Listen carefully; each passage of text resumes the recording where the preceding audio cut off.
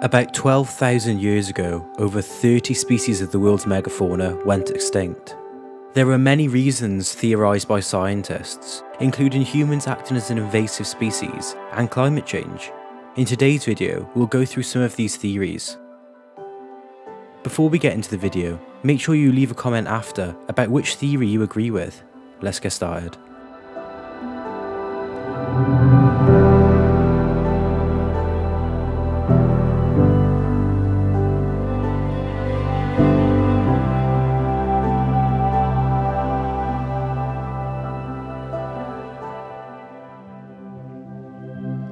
What is an extinction event? Most people don't realise that paleontologists and scientists have created criteria for extinction events. These events are categorised by a sharp change in the abundance of multicellular organisms and a widespread decrease in the Earth's biodiversity. Most of the diversity and biomass on Earth is microbial and difficult to measure, so these events are limited to easily observable biologically complex components of the biosphere. Scientists have established 3 criteria for a major extinction event. The first is that the event must be worldwide. Animals must be affected over the entire globe, not just regionally. Second, an extinction event must happen very quickly in a short geological timescale. Finally, 1/3 of all existing species must disappear. What is remarkable is that after these catastrophic events, new life, new species, and new ecosystems emerge to fill the void very quickly. There have been 5 major such extinction events referred to as the Big Five. The first extinction event goes back 444 million years ago and is called the End Ordovician. The second is the Late Devonian, 360 million years ago. After that, the End Permian extinction, 250 million years ago, which is the biggest extinction event ever to take place, wiping out 96% of all life. Next is the 200 million year old End Triassic extinction, which wiped out 80% of life on Earth. The fifth and most famous extinction event is the catastrophe that wiped out the dinosaurs, called the End Cretaceous event. Over the years, it has gained a lot of notoriety and publicity. A large asteroid hit the Earth 65 million years ago near the Yucatan Peninsula in Mexico. This created a global meltdown of plant life and ecosystems, which ended the long 250 million year reign of the dinosaurs. This began the Age of the Mammals, with many new mammalian life forms filling the major ecosystems and quickly diversifying into many new types. The Pleistocene extinction is not classed as a major extinction event, but it still impacted this world in a major way. If you watched my previous video, Will the Return of the Woolly Mammoth Save the World, you will know that the extinction of the woolly mammoth alone changed a lot of the landscape around the world. Most of the animals that perished at the end of the last ice age were called megafauna, or animals over 100 pounds. Huge multi-ton animals like mastodons and mammoths disappeared alongside the apex predators like the saber-toothed cat and direwolves. Most of these Ice Age animals had endured at least 12 previous Ice Ages and did not go extinct. So why was this one different?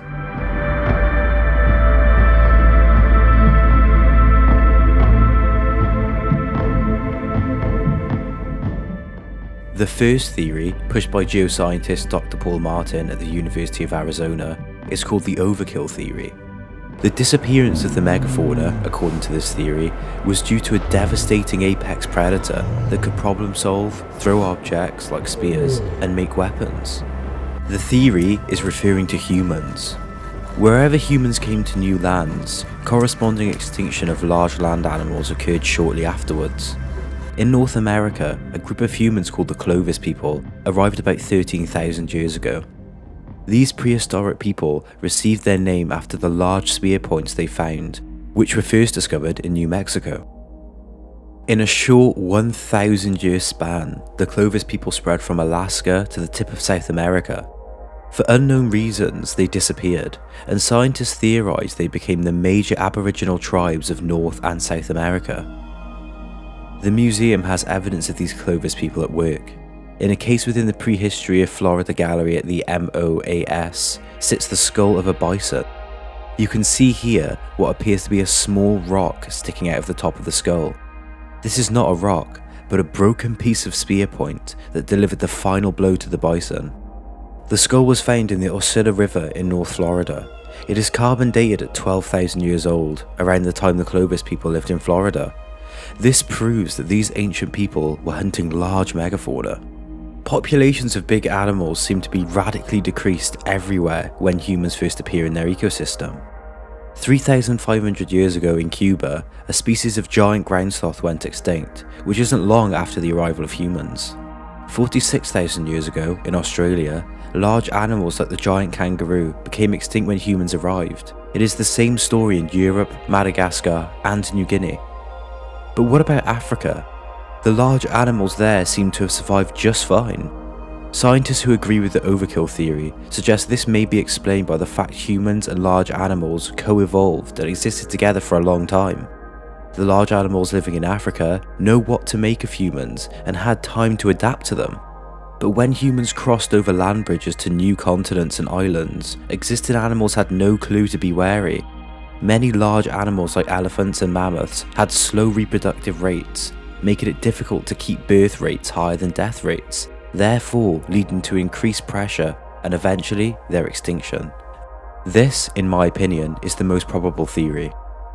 The next theory that some scientists believe is that at the end of the last ice age, a dramatic climate change wiped out many large animals that could not adapt fast enough. The puzzling piece is that the previous ice ages seem to have little effect on the megafauna.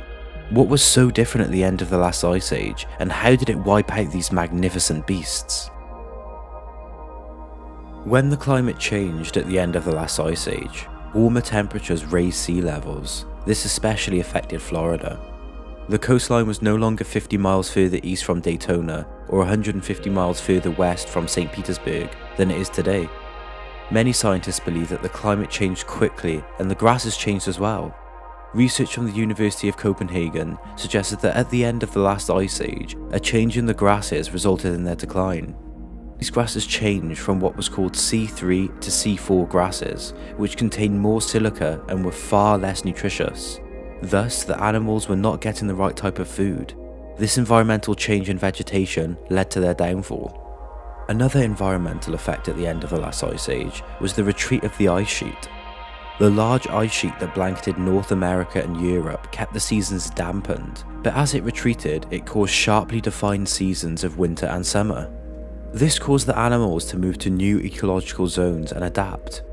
New plants and terrain caused by sharp seasons created a new balance in the ecosystem. If you could not adapt, you died off.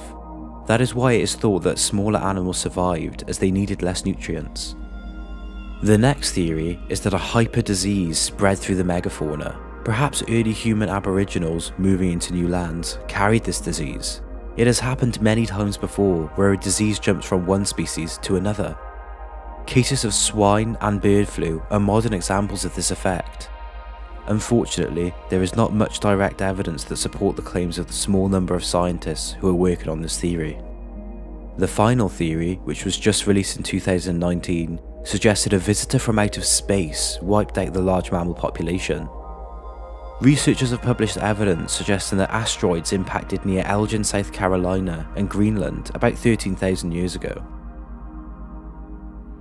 Researchers at the University of South Carolina have detected above normal amounts of iridium and platinum, which could only have come from such an impact. This could have caused a mini ice age, which today is called the Younger Dryas event, which was a temporary return to ice age conditions 13,000 to 11,700 years ago. This was rare in the general warming trends of that period.